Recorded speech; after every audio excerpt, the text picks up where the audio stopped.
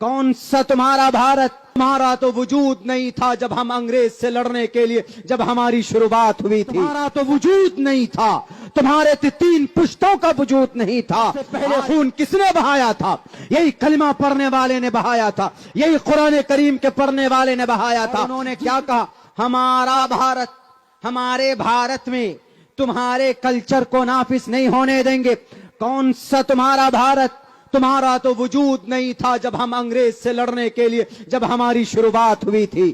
سب سے پہلے لڑائی کس نے کی؟ بتائیے نا. آسام کے جناب سوامی جی، آسام کے سوامی جی مانے جاتے ہیں وہ. اگر میری یہ تقریر ان کی کانوں تک پہنچے تو بیٹے آپ جواب بنا کر ویڈیو کے ذریعے سے مجھے ارسال کرنا، مجھے بھیجنا. میرا نمبر چاہیے تو میڈیا والوں سے مل جائے گا.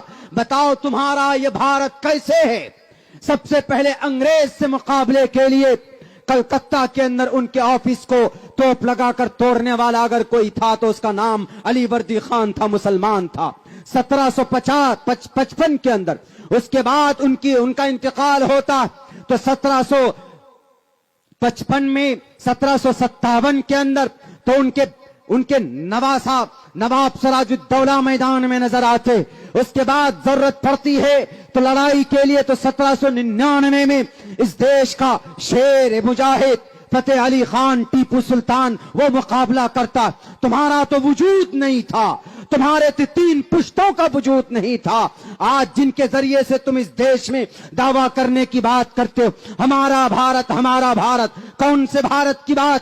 65,000 مسلمانوں کے فریڈم فائٹر، 65,000 سوتنتر سینانی انڈیا گیٹ میں نام ہمارے لکھے ہوئے ہیں. ہمارے ان ٹوپی اور داڑھی والوں کے نام لکھے ہوئے ہیں. 1799 میں آخری باڈی پر کھڑے ہو کر جنرل ہارس نے کہا تھا ٹیپو سلطان کے آج سے یہ دیش ہمارا. سب سے پہلے خون کس نے بہایا تھا؟ یہی کلمہ پڑھنے والے نے بہایا تھا. یہی قرآن کریم کے پڑھنے والے نے بہایا تھا. جس دن ٹیپو سلطان کی شہادت ہوئی اس دن بھی 2 پارہ قرآن کریم کی تلاوت کر کے میدان کارزار میں وہ مجاہد اعظم گیا تھا. یہ قرآن سے پاور اور طاقت ملتی ہے. انگریز اگر لڑے ہیں، کسی جماعت سے ڈرے ہیں تو جو آپ دیکھ لو تاریخ پانی پت کی، وہاں کے ایک بڑے وہ گونگے اور بہرے مرزا غلام احمد قادیانی کو کہتا ہے ان مسلمانوں کو انرجی کہاں سے ملتی ہے، طاقت کہاں سے ملتی ہے؟ ہر دوسرے دن تلوار لے کر میرے سامنے میں کھڑے ہو جاتے. ذرا بتاؤ تو صحیح. انہوں نے کہا کہ ان کے بیچ میں جب تک قرآن ہے، ان کے سینوں میں جب تک قرآن کی محبت ہے، دنیا کی کوئی طاقت نہ تو ان کو جھکا سکتی ہے نہ ان کو ڈرا سکتی ہے. ہم ان قرآن کی طاقت کو لے کر آگے بڑھے تھے، تبھی ظالم انگریز کا خاتمہ اس دیش سے ہم نے کیا تھا. یاد کرو اس وقت کو جب 1806 کے اندر 1831 میں پانی پت اور مالابار اور جناب یہ بالا کوٹ کی پہاڑیوں میں اسماعیل شہید رحمت اللہ علیہ، سید احمد بریلوی شہید رحمت اللہ علیہ یہ جب گئے تھے اپنے 51 لوگوں کو ساتھ لے کر شہید ہو گئے، دفن ہو گئے. کہاں تھا اس وقت تمہارا RSS؟ کہاں تھا اس وقت تمہارا بجرنگ دل؟ کہاں تھا اس وقت تمہارا ہندو مہاسبھا؟ تم تو پیدا بھی نہیں ہوئے تھے. اس وقت تمہارا وجود نہیں تھا. آج اس دیش میں ڈکٹیٹرشپ کے ذریعے سے دعویٰ کرتے ہو کہ یہ دیش میرا ہے. اس وقت کہاں گئے تھے جب 10,000 علماء کرام کو گائے کے کھال میں باندھ کر آگ کے حوالے کیا جاتا تھا؟ ٹامسن کی رپورٹ اٹھا کر پڑھو. اس وقت تمہارا وجود کہاں تھا جب 1857 میں شاملی کی جنگ لڑی گئی تھی؟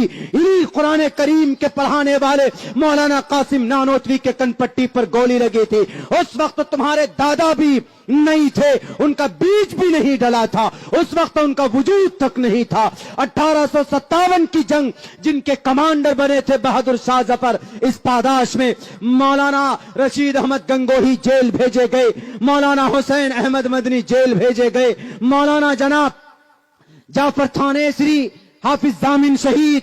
میں نام گناؤں گا تو ابھی بہت لمبا وقت لگے گا، لیکن میں کہنا چاہتا ہوں اس بے زبان بے لگام گھوڑے کو کہ وہ بولتا ہمارا بھارت ہمارا بھارت. کہاں سے تمہارا بھارت ہے؟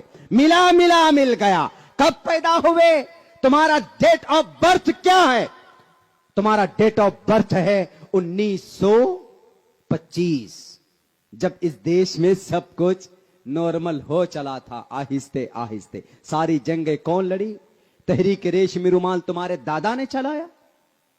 जामिया मिलिया यूनिवर्सिटी 1919 में 1929 में तुम्हारे दादा परदादा ने उसके बुनियाद रखे। पूरे भारत के अंदर टॉप 10 यूनिवर्सिटी में नाम आया किसका? जामिया मिलिया यूनिवर्सिटी का।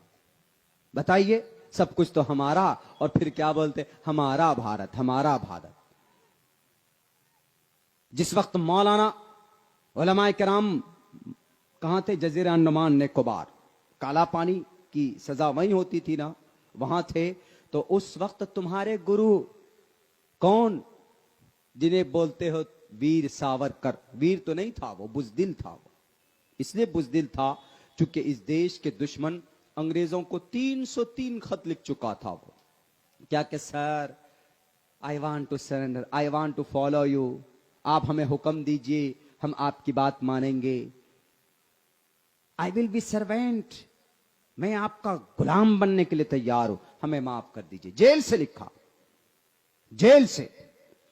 अब वहीं पर देखो मौलाना अबुल कलाम आजाद रहमतुल्लाहि अलैह जेल में बंद हैं। बीवी का इंतकाल होता है, खबर पहुंचती है कि 3 दिन के लिए आप जा सकते हैं, जाइए। उन्होंने कहा कि भीख में मुझे तुम्हारा 3 दिन नहीं चाहिए। कहा कि बीवी का इंतकाल हुआ है, कहा कि बीवी का इंतकाल हुआ है, सबको जाना है, सबका इंतकाल होना है। आई डोंट नीड, मुझे जरूरत नहीं है, बीवी से नहीं मिलेंगे, आखिरी अंतिम दर्शन नहीं करेंगे। उन्होंने कहा कि इसकी भी जरूरत नहीं है। फिर कहा कि हौज़े कौसर पे मुलाकात हो जाएगी। किस लिए? इसी भारत की आजादी के लिए। हमारा है ये भारत, तुम्हारा नहीं है। हम थे जब तो 27% जीडीपी थी, और आज आप आए हो इख्तिदार में तो कितनी जीडीपी है? 3%। लो जनाब, सब कुछ को बेच दिया।